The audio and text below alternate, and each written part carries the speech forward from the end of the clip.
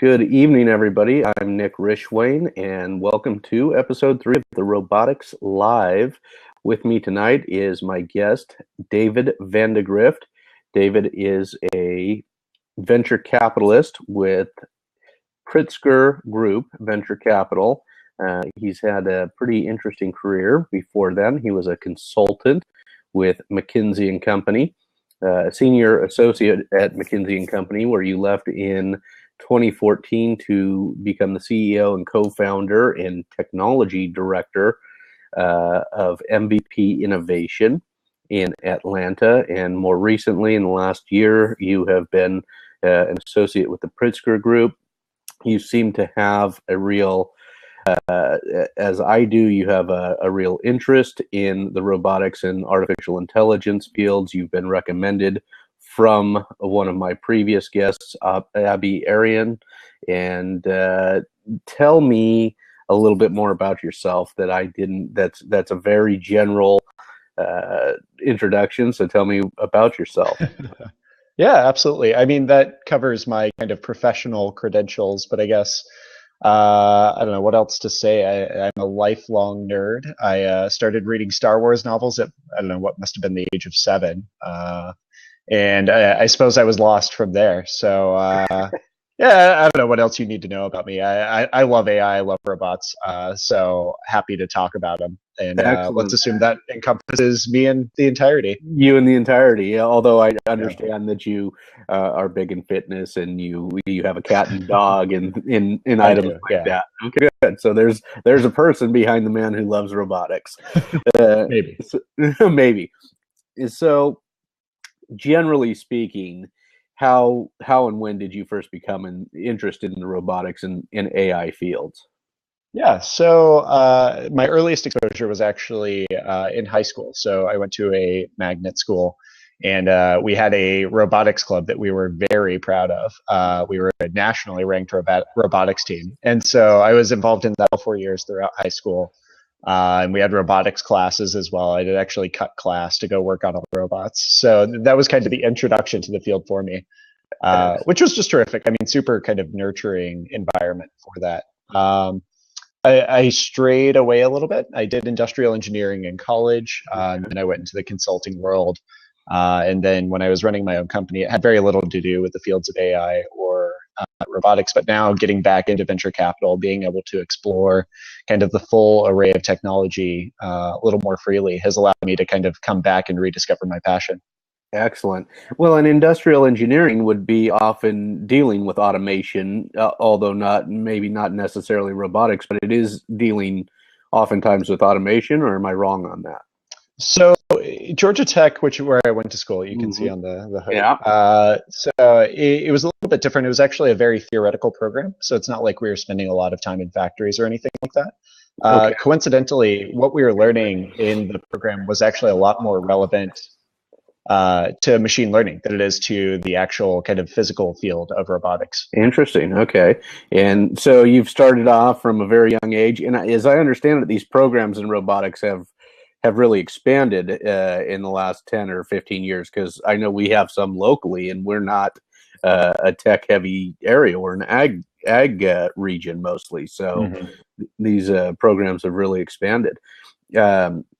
So then you went from Georgia Tech and industrial engineering. You did some enterprise software, essentially, your MVP Innovation.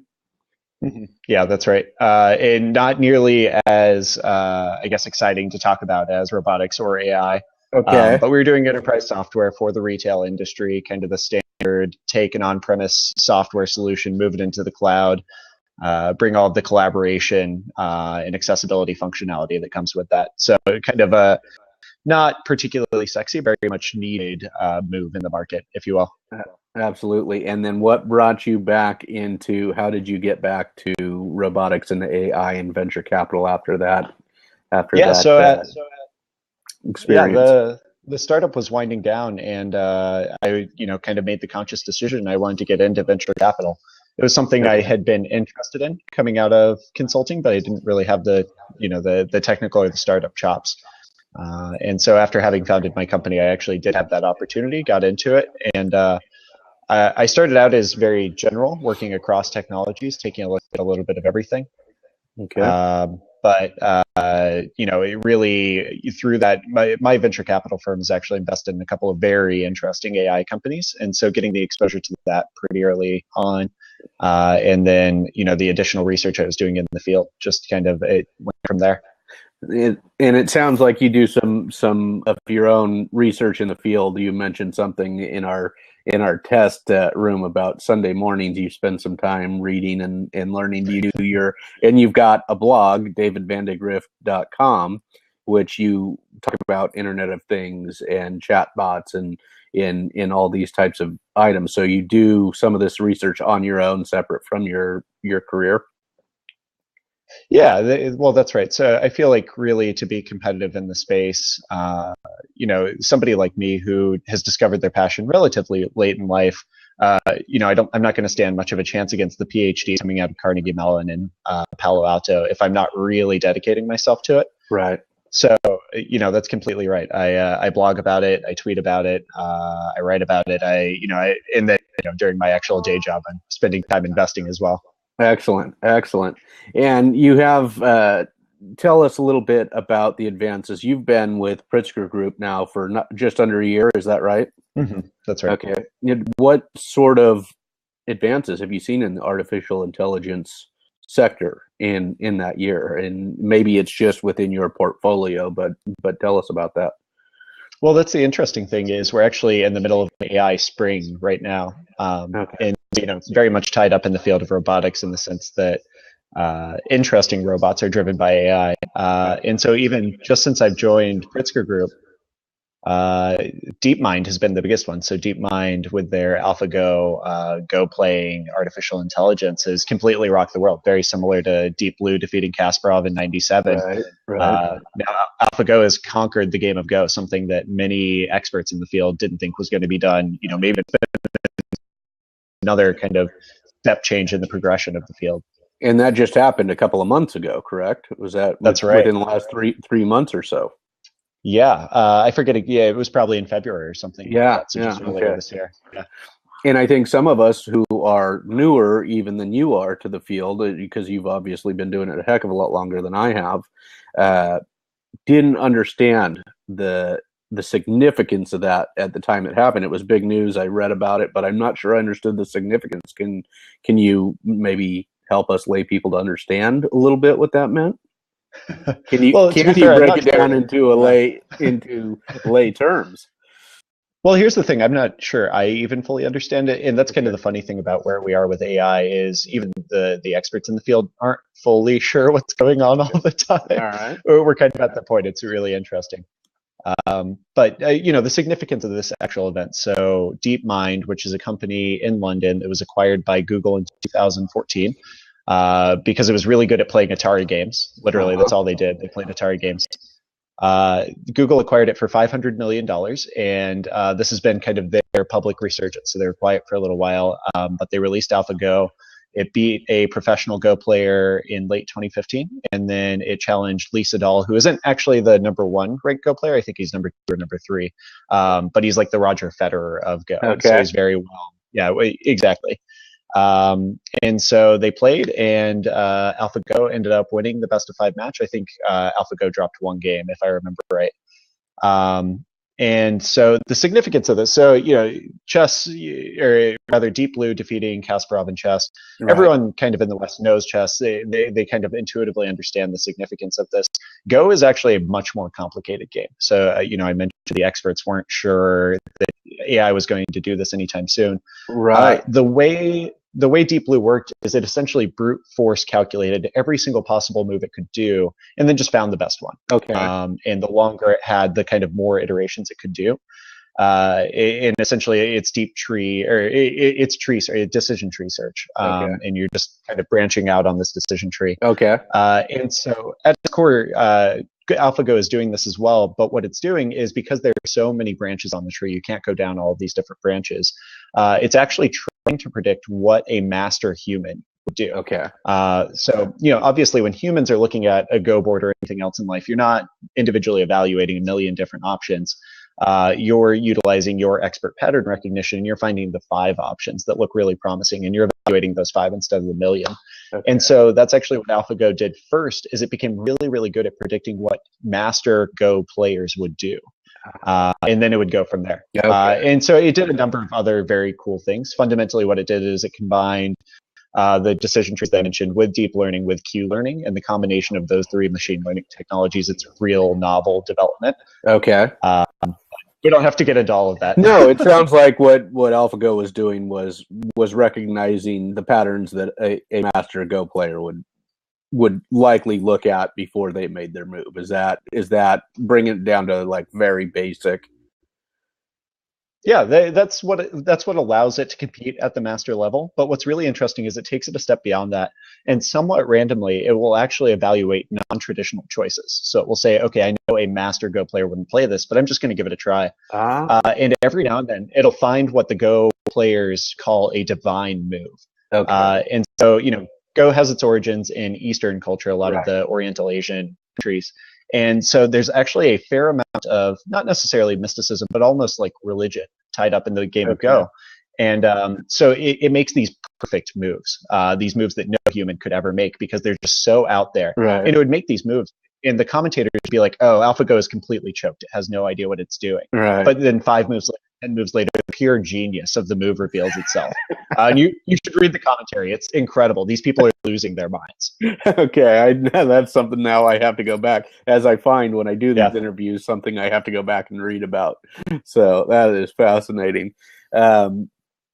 So tell me what you found, if you can. I know you got approval from Pritzker, but can you tell us maybe some of the items in the portfolio that are really in the artificial intelligence area that are really fascinating right now?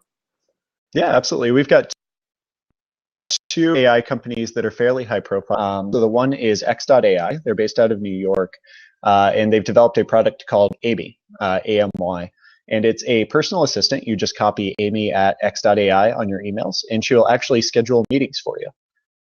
So it's all the natural language processing and natural language generation required to do that. So instead of having a personal kind of executive assistant, you have Amy who's just doing it for you. Oh, that's fascinating. That's fantastic.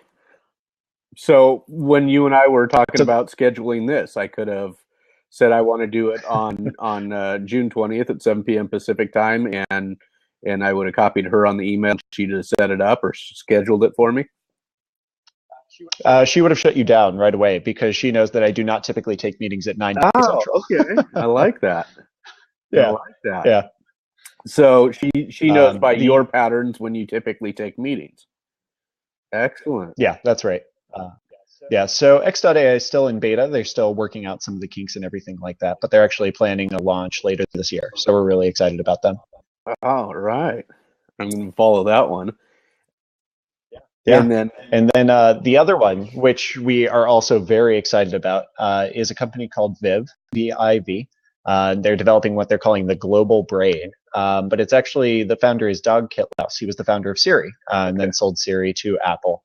And so it's his team. They're basically, going at it again, and they're creating this time what they wanted to create with Siri the first time around. Okay. So it's more powerful. It does more things for you. It's slicker. It's a better interface. It's going to, revolutionize the world is what they're doing. And it's absolutely incredible. They just publicly launched their first demonstration at TechCrunch Disrupt New York a few weeks back.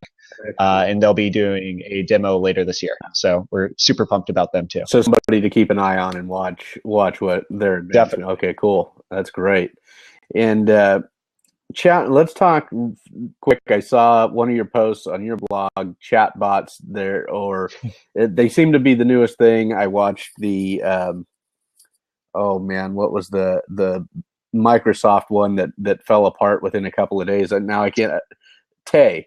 Oh yeah, Tay. Yeah. AI, and that fell apart within a couple of days. I'm not even sure if it's back up online yet. But chatbots seem to be the big thing. Facebook opened their doors to some third-party developers, I believe it was, for chatbots. What is a chatbot, and why should we be paying attention to this? Yeah, actually, the first question we could probably spend this entire meeting with and a little bit more trying to define it. But Okay. fundamentally, I think the pros in this field call them conversational agents, but it's Yeah. essentially natural language querying. Okay. So in the field of artificial intelligence, that's how I would refer to it, which is a human wants to make a query, some sort of chat, essentially, and the chatbot will respond, and it will respond with something that seems somewhat human-like or at least intelligible. And I think, probably all of us remember back in the 90s, it was what Smarter Child was the AIM bot that you would talk to, right? Hmm. And rather than making sensical replies, it would just ask you questions back, and it would start talking about philosophy and God. And it seemed very deep, but when you dug into it, there was really nothing behind the Right. scenes. Okay. And what advancements are we seeing with that now? What I've heard of customer service potentially being a big one. Yeah, so I'm a bit bearish on chatbots right now. There's a lot of hype going around, like you were Okay. referring to. There's a lot of potential because we're actually kind of returning as a technical society to conversational mediums, chat, messaging, with Facebook Messenger, with Slack, with WhatsApp. So there's a lot of opportunity. But Hmm. realistically, when you go and check out like these customer service, I wouldn't even really call them conversational agents because you give them a try and they'll say, "Hey, how are you doing today?" And then they'll give you three options to respond. Okay. And this is not a natural human interaction for me. I don't like being given three options for how to have my conversations. Right. Right. And we Um, also found out that Tay learned really quick from the internet when she got trolled and started becoming racist and bigoted very yeah. rapidly. Yeah. So For those who are unaware, so Tay is a Twitter chatbot that was released by Microsoft. And within 24 hours of her being released, she literally turned into a Nazi racist. yeah, And that sounds crazy, but like you can read up on what actually happened, and she was incredibly offensive, like remarkably so. in a hurry, So it was, or 24 hours was, yes, I think, as I recall. she learned very quickly. She learned very quickly and got trolled essentially. So, do you see that being a problem with the chatbots? I mean, if they're learning but they're being trolled, they're obviously going to get the worst of human nature and learn from that. Is there ways to prevent that, or do you just have to program it so that they don't respond in certain ways, or what's the deal with these? Yeah, it's kind of funny. It's almost trivial from a technical perspective to program to avoid that. So Microsoft did actually re-release Tay 48 hours later, and Okay. you can go check her out. She's on Twitter now, and she's fine. I mean, she's Oh, still a she little is quirky. fine now. Okay. She's less racist. Yeah, she's Okay. significantly less racist. Yeah. But you think like it's really not hard. How hard is it to put in a filter to make sure you're not saying these incredibly offensive words? Like, Right. I don't know, 30 seconds. Right. So it's actually a fantastic, like strategic moral planning lesson as opposed to a technical lesson. Right. Right. Yeah, and it's funny that you say that it's re-released 48 hours later because there was almost no talk about that because the hype was all around just how poorly it performed from the beginning that I didn't even hear that it was back online yet. Yeah, no, that's right. And it's interesting because, as you think about robotics and artificial intelligence and what's going to set us up for success in the future, it's really the opportunity to fail in ways like this, where you can just stick something there and the public's going to break it. Maybe they'll turn it into a Nazi. I hope they don't do that too often, but Right. it's a great lesson for Microsoft. And I honestly don't think Microsoft's brand or PR really took that much of a hit, which I think is actually a little bit of a credit to our society. As yes, we called it out because it was very novel and fascinating. Right. But I think people understand Microsoft made a mistake and they turned it around and they fixed it pretty quickly. Yeah, that's good. That's good. And and how much of a mistake can you get, how much negativity can one company take from something that they put out that was innovative and the public ruined it, right? I mean, we all realize that the Twitter trolls ruined this. Yeah. So what you said you're bearish on chatbots, but what are they trying to accomplish in its most generally? What would their uses be other than for like Tay was kind of fun interaction for public? What would it be used for an enterprise? Yeah, so fundamentally what we're trying to do here is basically improve the user interface or the user experience. So rather than, we started with the command line in the 80s and 90s, we moved into the graphic user interface, we moved into tablets, we moved into mobile. And the headline going around is that artificial intelligence will be the next operating system. Right. So it's going to be ubiquitous. We won't use phones, we won't use laptops, we'll just use artificial intelligence. Okay. Whatever that means. I'm not entirely clear, but that's okay. Okay. That's the vision. Fundamentally, the problem here is to have a truly convincing conversational agent that is completing the Turing test, right? By definition. And the problem with that is, if you actually think this through, completing the Turing test essentially means you've created an artificial general intelligence, a human level intelligence. Okay. And it's just way harder than people think. Eventually, we'll probably do 25 years, give or take. But people think about it now and they think, oh, I'll make a chatbot and it's going to be a great interface. I tried it myself. So I was learning machine learning. I programmed a basic chatbot using naive Bayes classifiers, and it's terrible. It's awful. You can't use it. It's actually really, really hard. Okay.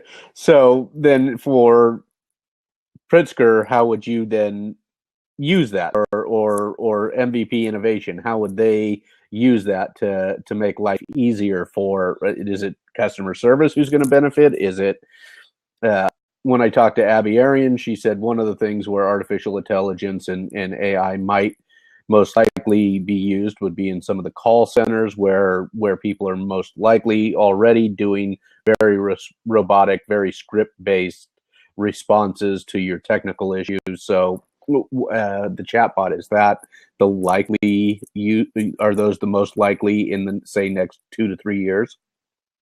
So what I actually like a lot more for artificial intelligence is, rather than replacement, so let's replace a customer service agent with a chatbot, I really like the augmentation use cases. So there's a really cool company I'll give a shout out to. We're not invested in them, so entirely free for them. Sure. It's a company called Digital Genius, based out of New York as well. And they are working in the call center environment. So the idea is you call into the call center, you're on the phone with a customer service rep, and Digital Genius is just sitting there and it's listening. And as it listens, it says, hey, you know what, this sounds kind of familiar. And it starts bringing up knowledge-based articles. So the customer service agent is listening. They're trying to figure out what the problem is and how to solve it. But Digital Genius is listening at the same time, and it's making recommendations as well. And this is getting fed into the customer service agent as an augmentation of what they'd normally be doing. And it's absolutely incredible technology. Wow. So yeah, customer service or call centers, notoriously high turnover, low wages, terrible burnout, all these different things. Think about the ability to just make these people's lives easier, get them on board quicker, give them more of a sense of empowerment to really be able to deliver the answer that the customer is looking for, get the satisfaction at the end of the day. Yeah. It's super powerful. Yeah, that is powerful. That is a very powerful, that would have a huge impact. And she said, because she was based in India, where they have these call centers, significant numbers of them. So that is very powerful. Where else would you see the chatbot having real value? And then we'll move on to something besides the chatbots. Yeah, it's a good question. So, if you'll allow me to extend chatbot to include voice to text, there's some really, really fascinating applications going on now. So Siri's the one that, hit the market back in, I don't know how long ago it was now. But now there's Alexa, for instance. Amazon put out the Echo, and Alexa is the agent that you talk to. So my wife and I actually have an Alexa sitting on the counter over there. And it's just so fascinating. It's not that Alexa is actually that useful. She's a little useless. I can say that quietly so she can't hear me. But it's just absolutely fascinating because there are all these much broader questions that come with her use.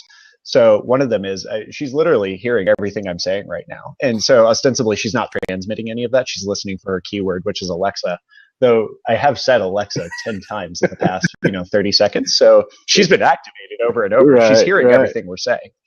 So, that's one level of disturbing. But then there are these really fascinating anecdotes in approaching studies that are coming out on how we interact with artificial intelligence and robotics as well. And so when my wife and I talk to Alexa, particularly, there's a lot of noise and things going on, we tend to shout at her. I feel a little bit bad, but we're really rude. It's just to make sure she hears us. And there's no real reason to say please or thank you because she's a robot. She doesn't really care. But they're these stories of these like 5-year-old children who are being trained on Alexa to just be these incredibly rude individuals. And it's just bizarre. Like you think about 10 years from now, what's going to be happening? I don't know. Yeah. It's fascinating. So it kind of a Okay, chatbot, good, voice to good. text All sort of right. application. Which will lead us then, because you mentioned it, it's always a good question in this topic. Can you explain what is meant by the singularity, and do you think it's a real possibility? Yeah, that's completely right. So the book on the topic, the kind of seminal work, is The Singularity is Near, Ray Kurzweil. I think it's fantastic. So as I have learned more about the field, I think this is where we're going. Kurzweil's a little aggressive on his assumptions. He thinks we'll have human level intelligence by 2029. I think, just having practiced some machine learning myself, I think that's a little too aggressive. But the median expert estimate is 2040. We will have computers doing the work of humans on an intellectual level. And from there, who knows? So at that point, AI will be able to program itself to be smarter. And there are some theories. You can read the Wait But Why blog article on this, where they talk about the essentially runaway intelligence effect, where maybe even just 5 hours after artificial general intelligence is invented, we transcend that level and we go to artificial super intelligence, almost this like deity kind of intelligence to which humans are, ants or something even less significant. It's wild. It's mind-boggling, and it makes me sound crazy. I really read the articles. Yeah, it's a pretty fascinating, and Kurzweil, for those, I'll put him down here for anybody who's watching the replay, but Ray Kurzweil, his book is fascinating. That for those, you can listen to it on audio. I'm quite positive. For those who don't find the time to read, you can listen to it on audio. He's a fascinating individual, and this is something you said you believed in. You think it will happen. You think he's maybe a little too aggressive on the time frame. Yeah, that's right. So fundamentally, I believe that a machine learning model called a deep neural network replicates the function of the human brain to a significant enough level that we can create human-like intelligence with it. It's just a matter of putting the right structure in place with enough neurons, enough synapses, and we'll have a human-level intelligence. I truly believe that. It's fascinating because you can talk to people in the field who don't believe that at all. They think we'll never achieve human-level intelligence with machines. And the conversations I've had are just, they're crazy. That's fascinating because I feel like you can easily accomplish human level intelligence in the few things that I've seen and the few things that I've read. And you're obviously much more educated on the subject matter, but I'm like, well, I know a lot of humans and I don't find them all that intelligent. And, so, right? Yeah. So let's pull back now. Singularity is a fascinating subject. There's also a documentary, I believe, about Kurzweil, which you really get to see. He's a fascinating individual. I'm not living his life, but it's fascinating to see his belief and how dedicated he is to that belief. Yeah. Do you know what I mean? Like he eats in a certain way and he takes all supplements. Yeah. And it's not for me, but it's something. His belief is quite extraordinary. It is. He definitely lives his values. So we mentioned the singularity is near, but he's written tons of books on a number of subjects, and his ultimate goal is to achieve immortality. And again, I realize this sounds crazy, but he has spent a lot of time thinking about this. And so he takes something like 250 supplements per day. He has a very specific eating and exercise regimen. And his goal is just to survive long enough. If we achieve the singularity and the artificial intelligence figures out how to keep us alive forever. It's wild. That's right. It is wild. It is something to watch. I'm not going to live that way, but it's very interesting to see how he believes, and he's very dedicated to his belief. Net positive. This is always a good topic for folks. Because most of the articles today are saying robots, artificial intelligence, they're going to wipe out all the jobs on the planet, and people will not be able to work. So, what have you said? You've mentioned it somewhat. One of my former guests, Dr. John Thomas, is in the room with us. He agrees with you somewhat. Do you think robots, AI will have a net positive or net negative effect on employment? Yeah, so I think it's a question of time frames. So if you look at the data over the kind of past 50 to 100 years, more or less, since the Industrial Revolution, people have said over and over, oh, the steam engine is going to take away human jobs or dynamite or whatever the technical innovation is. And time and time again, they've been proven wrong. And they show that the technological advancement actually increases the net number of jobs. The interesting thing is, if you follow the thought experiment out and you assume that we will invent artificial general intelligence, you think 100 years down the road, we're going to have commoditized human level artificial intelligence.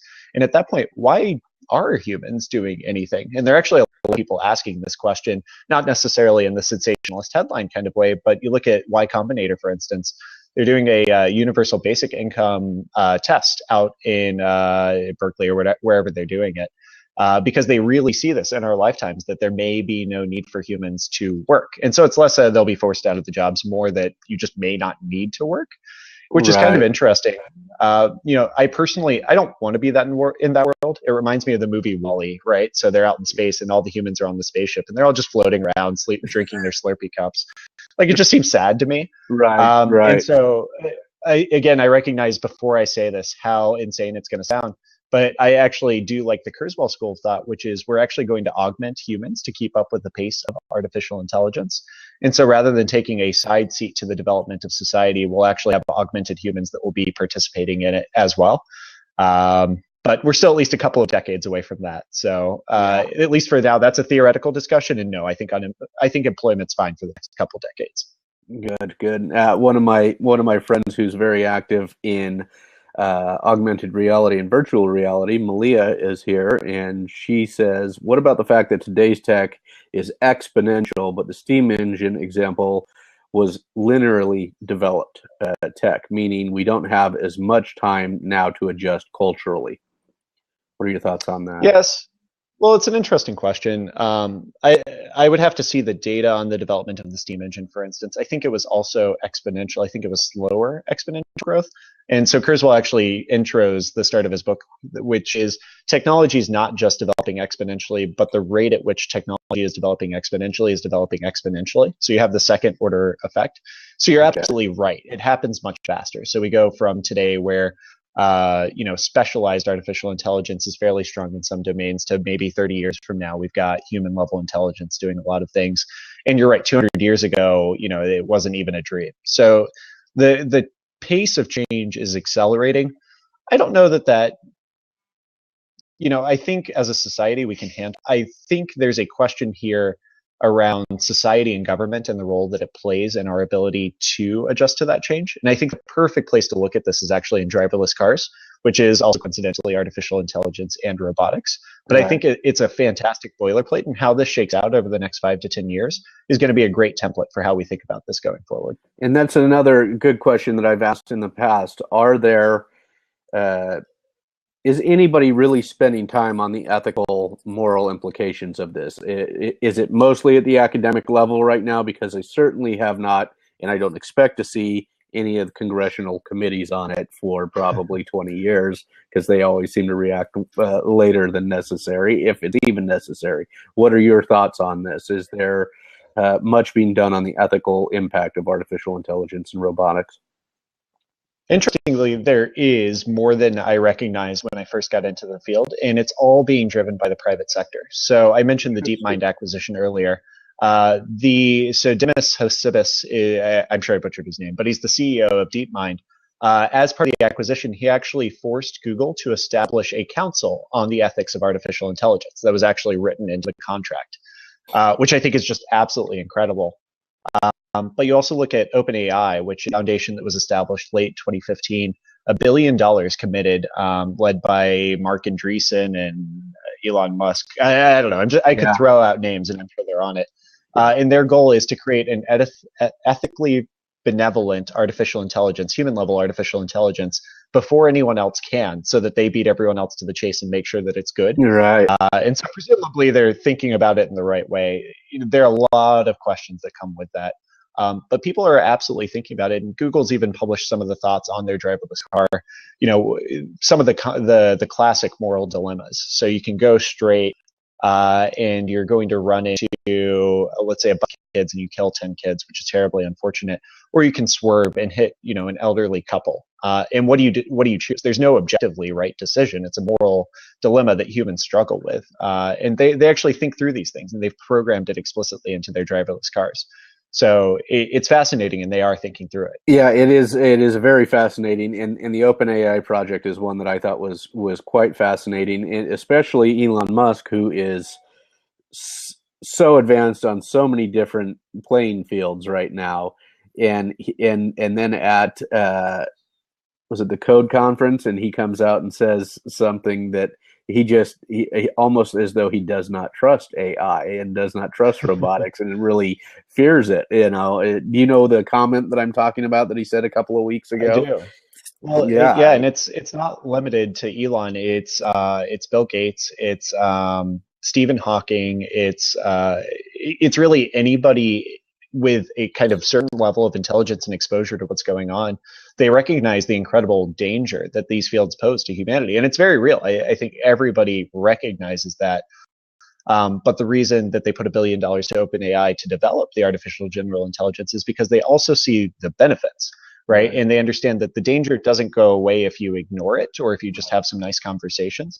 They really believe it's an arms race, and the first person to figure it out makes the decision about kind of how this is going to go forward for the rest of humanity. Yeah, it's fascinating. It is, and I think you're right. At least they're being proactive because the government cannot help us in a situation like this. They are technologically behind, and they will only address something later on, and laws are retroactive in nature or reactive in nature, I should say, and cannot address things that are moving as exponentially fast as this is. We're getting up to the kind of the closing time. I want to thank you for being here, and now it's time for the more fun aspect of the show. I need to know your 3 robotics or AI favorite movies. Top 3. What are we gonna? What do we need to see, or what have you seen that you appreciate and you think are actually kind of fairly accurate representations of what we can look forward to? That's a good one. So I'm going to start with Ex Machina. So it just came out last year, the year before. It's a pretty recent movie. And it's just absolutely fascinating. I won't give it away at all, but it deals very much with the role of robots and artificial intelligence in the Turing test and what it means to be human, which all of these questions are going to be so relevant over the next couple of decades. So I just think it's perfectly timely. From there, where do we want to go? You know what? I like iRobot. Just, it's a throwback to the classical Asimov, and, it completely departed from what he was doing, but it does refer to, Asimov's 3 laws and everything like that. And I think those are all terrific foundations, kind of when the field of robotics and artificial intelligence was first hitting its, I guess, first spring before its first winter. And then the third one, my mind keeps jumping to Transformers, which I realize is completely unreasonable. I don't know. It's fun. Explosions. It's fun. Yeah. But you don't vision the Skynet and the Cyberdyne and the Terminator 2 Judgment Day. You don't envision that. They've never seemed realistic. I'm telling you, if you want a realistic AI takeover scenario, you have to read this Wait But Why article. So it's Wait But Why, or just search Artificial Intelligence Revolution. It's the first result on Google. And you read the scenario. Can you read? I'm going to put it in the chat for folks. Yeah, so. Sure. Well, it's just here. I'll type it out. Waitbutwhy.com is the blog. Wait But Why. And it's the Artificial Intelligence Revolution. Is the article name, and there are 2 parts. It actually takes like an hour and a half to read, so it's almost like watching a movie. Excellent. They lay out this incredible scenario I was describing earlier, where an artificial general intelligence gets invented, and then it snowballs into the super intelligence, and it wipes out humanity in the course of like a day. It's terrifying, but what makes it terrifying is how realistic it could be. Like, it's wild. Okay. You have to read it. Excellent. Yeah, so it's so common that I hear people talk about the Terminator or the whole that kind of thing, and they're great to watch, they're fun to watch, but I haven't seen it that way. A couple of my guests have not seen it that way, and the Ex Machina is a phenomenal movie. We won't give away any spoilers here, but it is something worth watching. I thought I really enjoyed it. I've seen it a couple of times now. What do you think we need to pay attention to in the next 2 to 5 years? What companies or what innovations are we going to? Final question for you. What are 2 or 3 things you'd like us to keep an eye on? Yeah, so I think that I think driverless cars is going to be the most interesting, like I said, kind of litmus test for how we're going to receive this as a society, how each government's going to receive it. The thought is the Google driverless car will be commercially available in 2 years, in 2020. So 2 years after that, Volvo will release their autonomous vehicle, and there were 2 others. It escapes my mind at this point. But then by 2025, it's basically every automotive manufacturer will have their autonomous vehicle on the road. And we're going to start asking some really hard questions, both as a society and the regulatory bodies. And it's just going to be, I have no idea which way we're going to go on a number of these different issues, but some great moral issues, some great political issues, some great societal issues. So keep your eyes on that. Okay. Driverless cars. Any other sub categories that we should be watching in the next 3 to 5? Yeah. So here's one that's going to be really interesting. So machine learning, like I said, it's kind of in a renewed spring, and it's largely based off of, for instance, AlphaGo's success. I really think we're going to get a lot of progress in these next 5 years on the question of whether or not deep neural networks are going to get us to artificial general intelligence. And I realize that one's a little bit technical, but it's That's a pretty technical question. Okay. Okay. Because if the answer is we just need to develop the hardware, we just need to add more neurons and synapses, and that's going to get us to human level intelligence, that's a huge insight. But a lot of people are thinking we need an entirely new model, in which case, who knows how long it's going to be. So that's what I'm going to be keeping my eyes on. That's it. And is that what one of your more recent blog posts covers? I think I'm posting the right one here. Your How to Tell If a Cat is Handsome, an Introduction to Neural Networks. Does that cover some things in general for us on the neural networks? Yeah, that's a good introduction to neural networks. Excellent. All right. And David, please tell us before we wrap up, where can people get in touch with you? What's the best way for them to find you if they want to invite you onto their podcast or their video blog?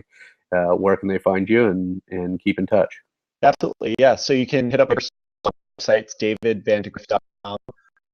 You can also be on Twitter. I'm literally on there at basically 20 minutes, so shoot me a message and we'll take it up from there. Okay, .com and Twitter at, I'm going to post your Twitter handle here. Perfect. It's at David Vandegrift, name. Oh, that's right. Nope, I'm losing you too. That's perfect timing, I guess, that we're finishing because I just got an audio only signal from you. But anyway, that is the show for us tonight. I'm Nick Rishwain. My guest was David Vandegrift. I appreciate you taking the time, especially in a time that X.AI would not have scheduled for us to meet. I appreciate that. David is a venture capitalist with Pritzker Group, and he is a fan of robotics and artificial intelligence and doing some very interesting things in the artificial intelligence. Thank you again, David, for being here tonight. Thank you, Nick. Right.